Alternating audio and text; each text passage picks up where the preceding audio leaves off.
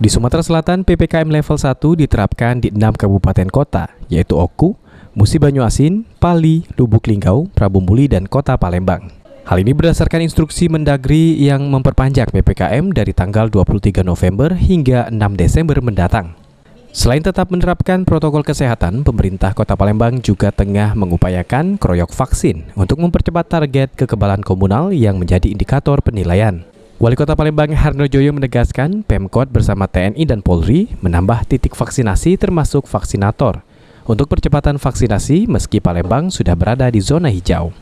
Terus ya, jadi semua ada berapa 6 titik masalahnya, 9 titik dan ada sentral, ada pusat itu yang di Pemberta ya, ada di mana tadi?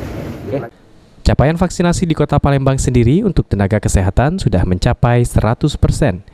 Namun untuk lansia, anak-anak dan ibu hamil masih berada di bawah angka 50%. Aprianto, PAL TV.